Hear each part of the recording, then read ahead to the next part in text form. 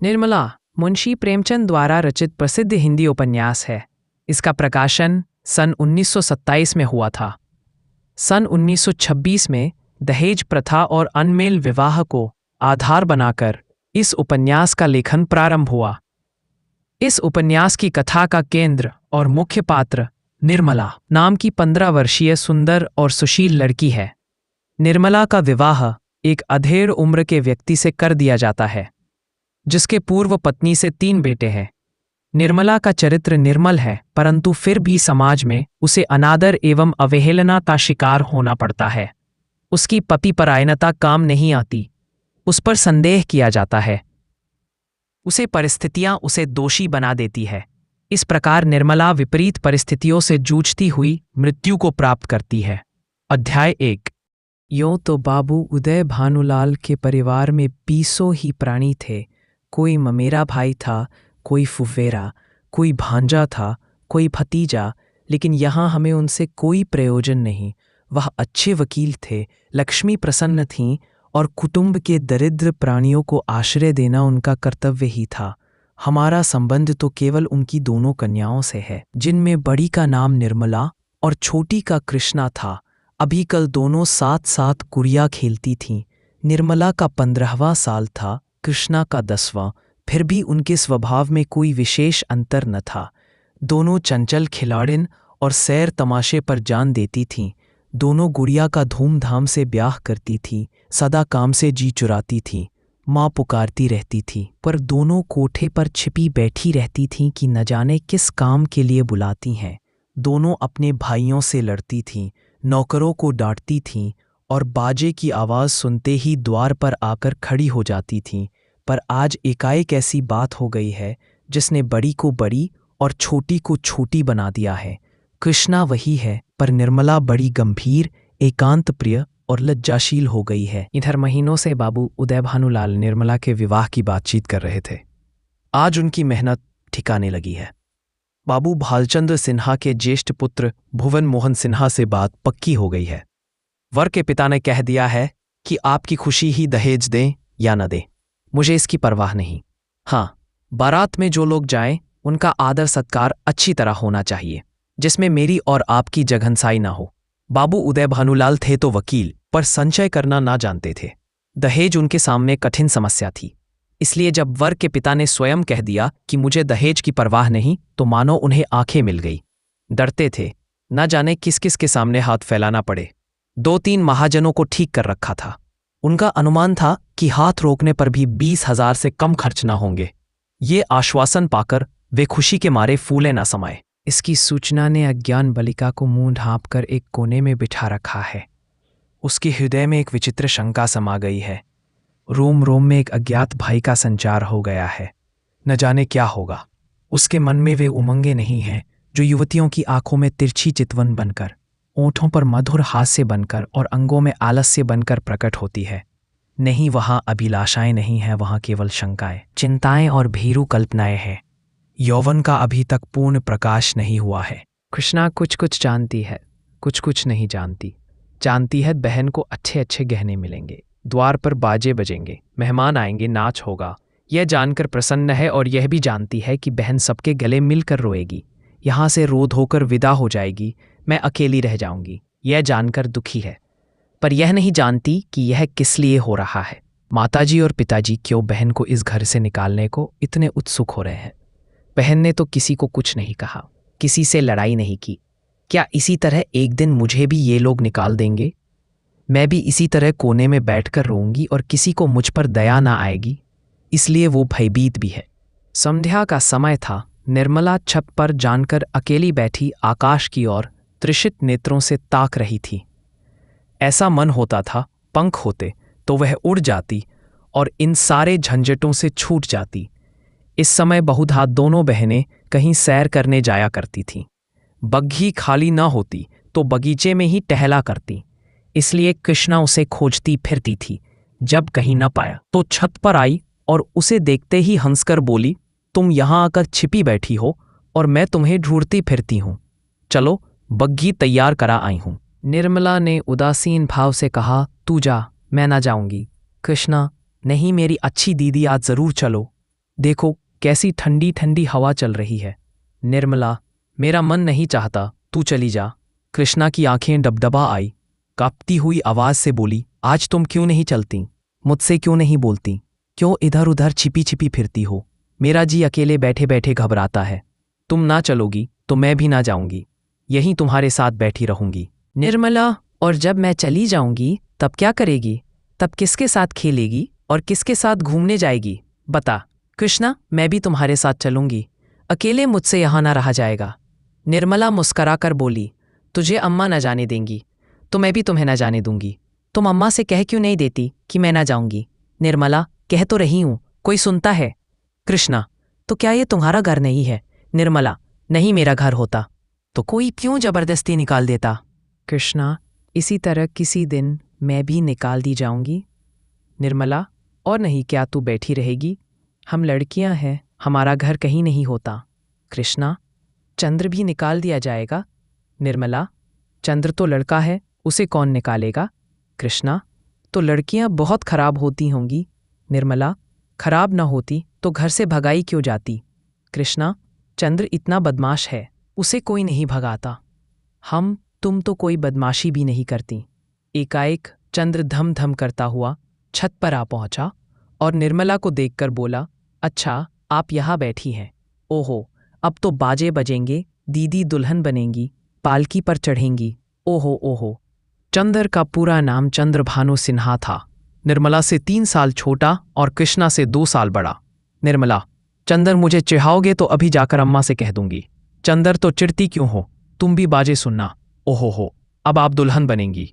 क्यों किशनी, तू बाजे सुनेगी ना? वैसे बाजे तूने कभी ना सुने होंगे। कृष्णा, क्या बैंड से भी अच्छे होंगे? चंद्र, हाँ हाँ, बैंड से भी अच्छे, 1000 गुने अच्छे, लाख गुने अच्छे। तुम जानो क्या, एक बैंड सुन लिया तो समझने लगी कि उससे अच्छे बाजे नहीं होते। बाजे बजाने वाले लाल लाल वर्दियां और काली काली टोपियां पहने होंगे, ऐसे खूबसूरत मालूम होंगे कि तुमसे क्या कहूं। आतिशबाजियां भी होंगी, हवाइयां आसमान में उड़ जाएंगी और वहां तारों में लगेंगी तो लाल पीले हरे नीले तारे टूट टूट कर गिरेंगे। बड़ा मजा आएगा। कृष्णा, और क्या क्या होगा चंद्र, बता दे मेरे भैया। मेरे साथ घूमने चल तो रास्ते में सारी बातें बता दूं। ऐसे ऐसे तमाशे होंगे कि देखकर तेरी आंखें खुल जाएंगी। हवा में उड़ती हुई परियां होंगी, सचमुच की परियां। कृष्णा, अच्छा चलो, लेकिन ना बताओगे तो मारूंगी। चंद्रभानु और कृष्णा चले गए, पर निर्मला अकेली बैठी रह गई। कृष्णा के चले जाने से इस समय उसे बड़ा क्षोभ हुआ। कृष्णा, जिसे वह प्राणों से भी अधिक प्यार करती थी, आज इतनी निठुर हो गई, अकेली छोड़कर चली गई। बात कोई न थी, लेकिन दुखी हृदय दुखती हुई आंख है जिसमें हवा से भी पीड़ा होती है। निर्मला बड़ी देर तक बैठी रोती रही। भाई बहन, माता पिता सभी इसी भांति मुझे भूल जाएंगे, सबकी आंखें फिर जाएंगी, फिर शायद इन्हें देखने को भी तरस जाऊं। बाग में फूल खिले हुए थे, मीठी मीठी सुगंध आ रही थी। चैत की शीतल मंद समीर चल रही थी, आकाश में तारे छिटके हुए थे। निर्मला इन्हीं शोकमय विचारों में पड़ी पड़ी सो गई और आंख लगते ही उसका मन स्वप्न देश में विचरने लगा। क्या देखती है कि सामने एक नदी लहरें मार रही है और वह नदी के किनारे नाव की बाट देख रही है। संध्या का समय है, अंधेरा किसी भयंकर जंतु की भांति बढ़ता चला आता है। वह घोर चिंता में पड़ी हुई है कि कैसे यह नदी पार होगी, कैसे पहुंचूंगी। रो रही है कि कहीं रात न हो जाए, नहीं तो मैं अकेली यहाँ कैसे रहूंगी। एकाएक उसे एक सुंदर नौका घाट की ओर आती दिखाई देती है। वह खुशी से उछल पड़ती है और ज्यों ही नाव घाट पर आती है, वह उस पर चढ़ने के लिए बढ़ती है। लेकिन ज्यों ही नाव के पटरे पर पैर रखना चाहती है, उसका मल्लाह बोल उठता है, तेरे लिए यहाँ जगह नहीं है। वह मल्लाह की खुशामद करती है, उसके पैरों पड़ती है, रोती है, लेकिन वह यह कहे जाता है, तेरे लिए यहाँ जगह नहीं है। एक क्षण में नाव खुल जाती है। वह चिल्ला चिल्ला कर रोने लगती है। नदी के निर्जन तट पर रात भर कैसे रहेगी, यह सोच वह नदी में कूदकर उस नाव को पकड़ना चाहती है कि इतने में कहीं से आवाज आती है, ठहरो ठहरो, नदी गहरी है, डूब जाओगी। वह नाव तुम्हारे लिए नहीं है, मैं आता हूं, मेरी नाव में बैठ जाओ, मैं उस पार पहुंचा दूंगा। वह भयभीत होकर इधर उधर देखती है कि यह आवाज कहाँ से आई। थोड़ी देर के बाद एक छोटी सी डोंगी आती दिखाई देती है। उसमें न पाल है, न पतवार और न मस्तूल, पैंदा फटा हुआ है, तख्ते टूटे हुए, नाव में पानी भरा हुआ है और एक आदमी उसमें से पानी उलीच रहा है।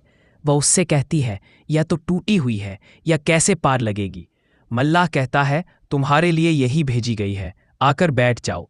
वह एक क्षण सोचती है, इसमें बैठूं या न बैठूं। अंत में वह निश्चय करती है, बैठ जाऊं। यहाँ अकेली पड़ी रहने से नाव में बैठ जाना फिर भी अच्छा है। किसी भयंकर जंतु के पेट में जाने से तो यही अच्छा है कि नदी में डूब जाऊं। कौन जाने, नाव पार पहुंच ही जाए। यह सोचकर वह प्राणों की मुट्ठी में लिए हुए नाव पर बैठ जाती है। कुछ देर तक नाव डगमगाती हुई चलती है, लेकिन प्रत्येक क्षण उसमें पानी भरता जाता है। वह भी मल्लाह के साथ दोनों हाथों से पानी उलीचने लगती है, यहाँ तक कि उनके हाथ थक जाते हैं, पर पानी बढ़ता ही चला जाता है। आखिर नाव चक्कर खाने लगती है। मालूम होती है अब डूबी, अब डूबी। तब वह किसी अदृश्य सहारे के लिए दोनों हाथ फैलाती है। नाव नीचे जाती है और उसके पैर उखड़ जाते हैं। वह जोर से चिल्लाई और चिल्लाते ही उसकी आंखें खुल गई। देखा तो माता सामने खड़ी उसका कंधा पकड़कर हिला रही थी। बाबू उदय भानुलाल का मकान बाजार बना हुआ है। बरामदे में सुनार के हथौड़े और कमरे में दर्जी की सुइयां चल रही हैं। सामने नीम के नीचे बढ़ई चारपाइयां बना रहा है।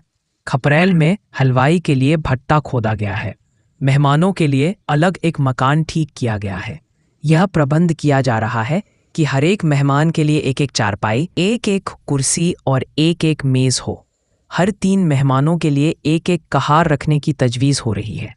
अभी बारात आने में 1 महीने की देर है, लेकिन तैयारियां अभी से हो रही है।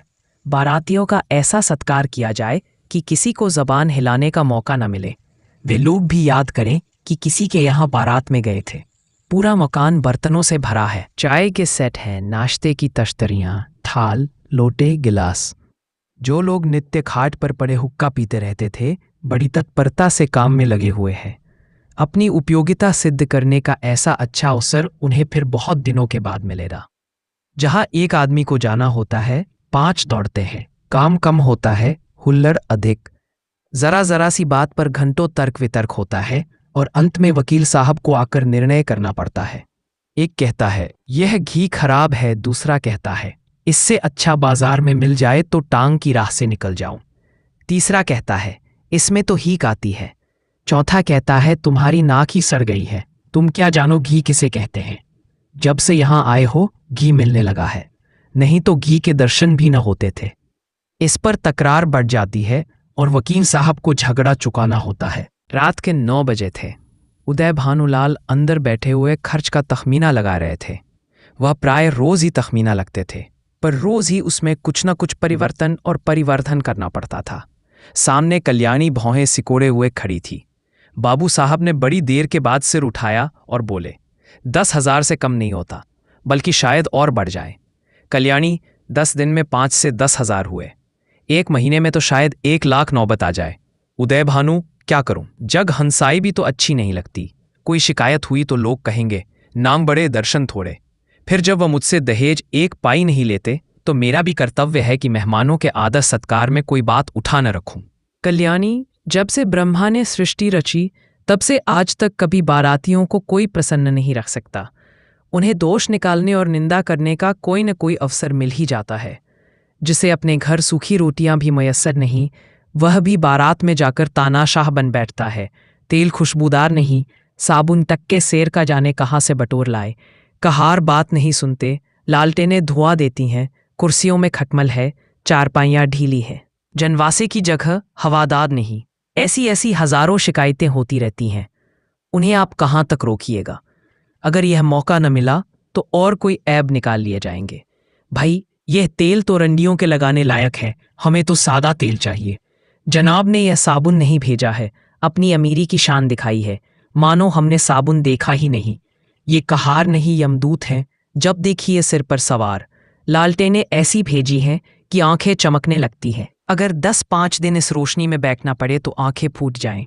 जनवासा क्या है, अभागे का भाग्य है जिस पर चारों तरफ से झोंके आते रहते हैं। मैं तो फिर यही कहूंगी कि बारातियों के नखरों का विचार ही छोड़ दो।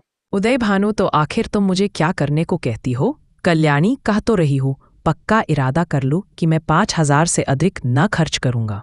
घर में तो टका है नहीं, कर्ज ही का भरोसा ठहरा, तो इतना कर्ज क्यों लें कि जिंदगी में अदा ना हो।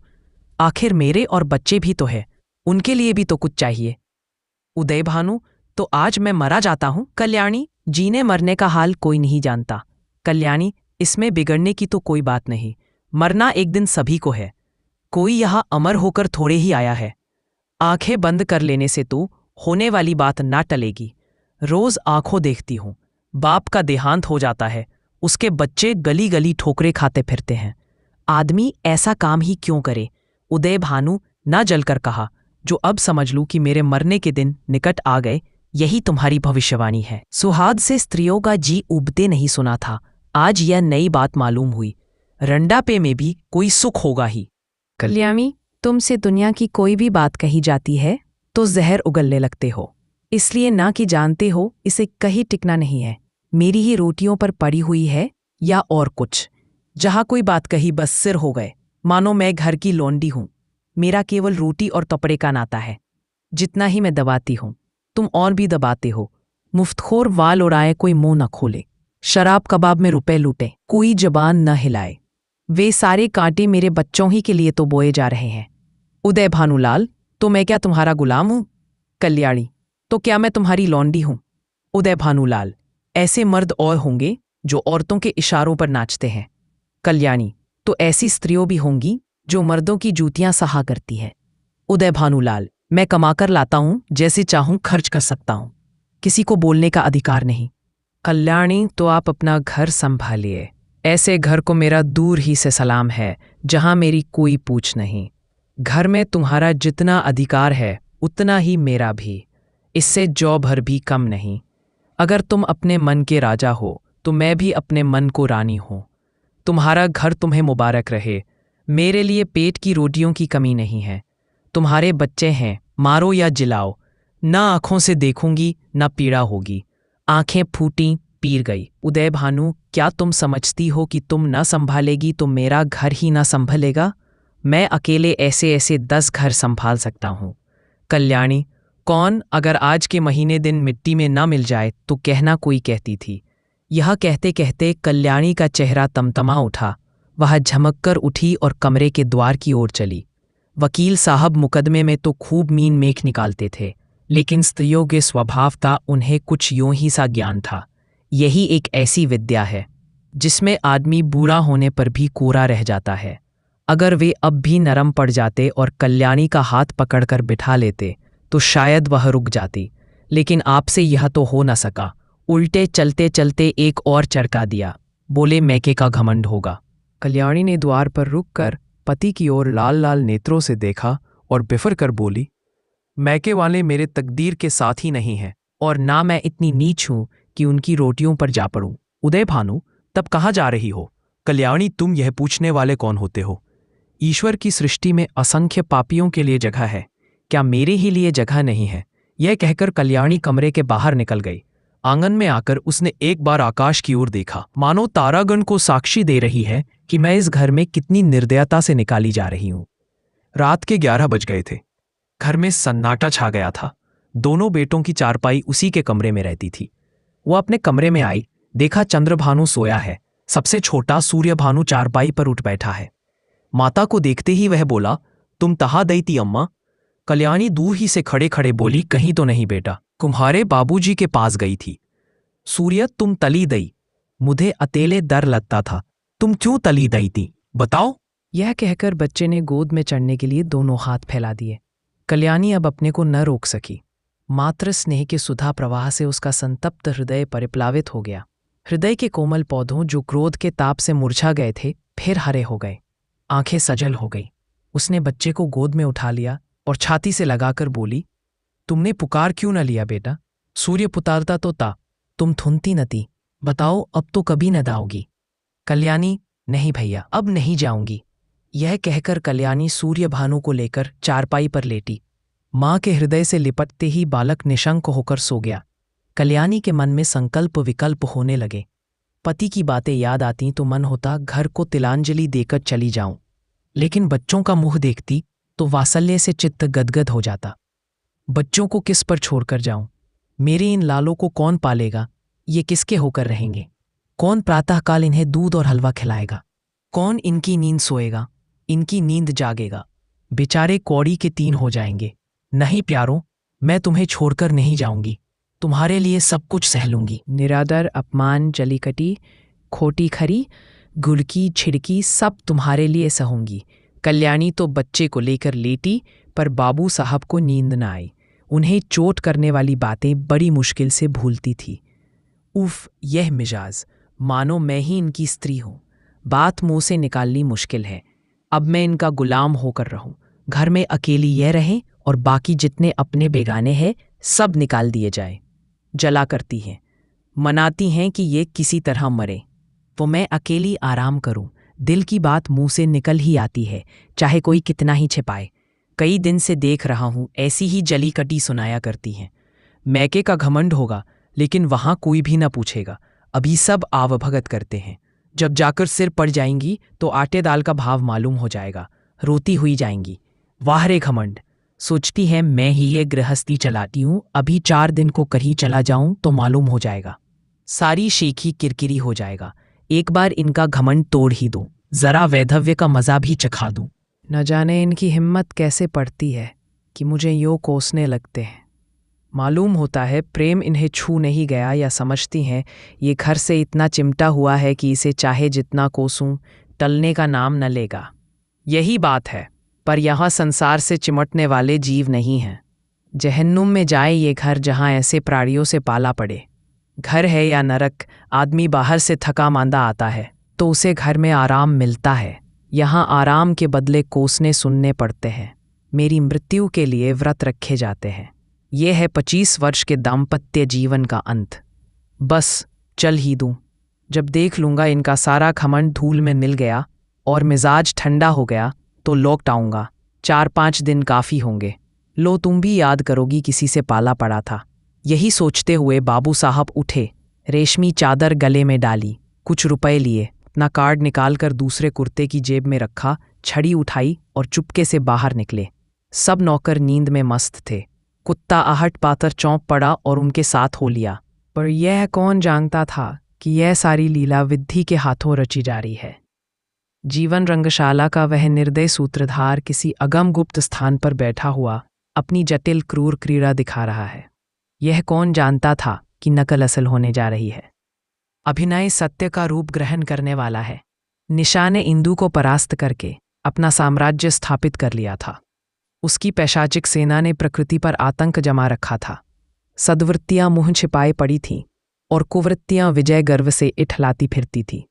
वन में वन्य जंतु शिकार की खोज में विचार रहे थे और नगरों में नर पिशाच गलियों में मंडराते फिरते थे। बाबू उदय भानुलाल लपके हुए गंगा की ओर चले जा रहे थे।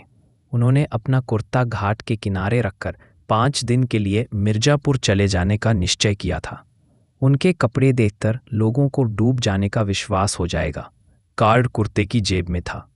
पता लगाने में कोई दिक्कत न हो सकती थी। दम के दम में सारे शहर में खबर मशहूर हो जाएगी। 8 बजते बजते तो मेरे द्वार पर सारा शहर जमा हो जाएगा। तब देखें देवी जी क्या करती हैं। यही सोचते हुए बाबू साहब गलियों में चले जा रहे थे। सहसा उन्हें अपने पीछे किसी दूसरे आदमी के आने की आहट मिली। समझे कोई होगा। आगे बढ़े, लेकिन जिस गली में वह मुड़ते उसी तरफ यह आदमी भी मुड़ता था।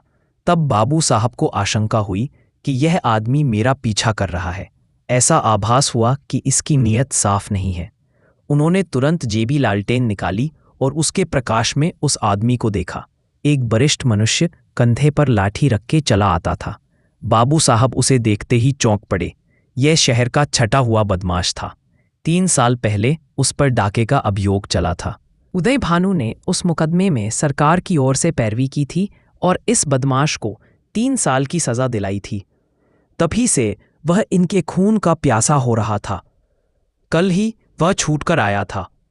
आज दैवात साहब अकेले रात को दिखाई दिए को उसने सोचा यह इनसे दाव चुकाने का अच्छा मौका है। ऐसा मौका शायद ही फिर कभी मिले। तुरंत पीछे हो लिया और वार करने की घात ही में था कि बाबू साहब ने जेबी लालटेन जलाई। बदमाश जरा खिटक कर बोला, क्यों बाबूजी, पहचानते हो? मैं हूं मतई। बाबू साहब ने डपट कर कहा, तुम मेरे पीछे पीछे क्यों आ रहे हो? मतई, क्यों? किसी को रास्ता चलने की मनाही है? ये गली तुम्हारे बाप की है। बाबू साहब जवानी में कुश्ती लड़े थे। अब भी हृष्ट पुष्ट आदमी थे, दिल के भी कच्चे न थे। छड़ी संभाल कर बोले, अभी शायद मन नहीं भरा। अब की 7 साल को जाओगे। मतई, मैं 7 साल को जाऊंगा या 14 साल को, पर तुम्हें जिंदा न छोड़ूंगा। हाँ, अगर तुम मेरे पैरों पर गिरकर कसम खाओ कि अब किसी को सजा न कराऊंगा तो छोड़ दूं। बोलो, मंजूर है? उदय भानु, तेरी शामत तो नहीं आई? मतई, शामत मेरी नहीं आई, तुम्हारी आई है। बोलो, खाते हो कसम? 1। उदय भानु, तुम हटते हो कि मैं पुलिसमैन को बुलाऊं? मतई 2। उदय भानु, गरज कर हट जा बदमाश, सामने से। मतई 3। मुंह से 3 शब्द निकालते ही बाबू साहब के सिर पर लाठी का ऐसा तुला हाथ पड़ा कि वह अचेत होकर जमीन पर गिर पड़े। मुंह से केवल इतना ही निकला, हाय, मार डाला। मतई ने समीप आकर देखा तो सिर फट गया था और खून की धार निकल रही थी। नाड़ी का कहीं पता न था। समझ गया कि काम तमाम हो गया। उसने कलाई से सोने की घड़ी खोल ली, कुर्ते से सोने के बटन निकाल लिए, उंगली से अंगूठी उतारी और अपनी राह चला गया, मानो कुछ हुआ ही नहीं। हाँ, इतनी दया की कि लाश रास्ते से घसीट कर किनारे डाल दी। हाय, बेचारे क्या सोचकर चले थे, क्या हो गया?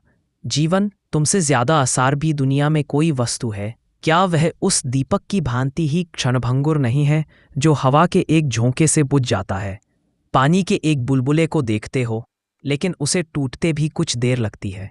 जीवन में उतना सार भी नहीं, सांस का भरोसा ही क्या, और इसी नश्वरता पर हम अभिलाषाओं के कितने विशाल भवन बनाते हैं।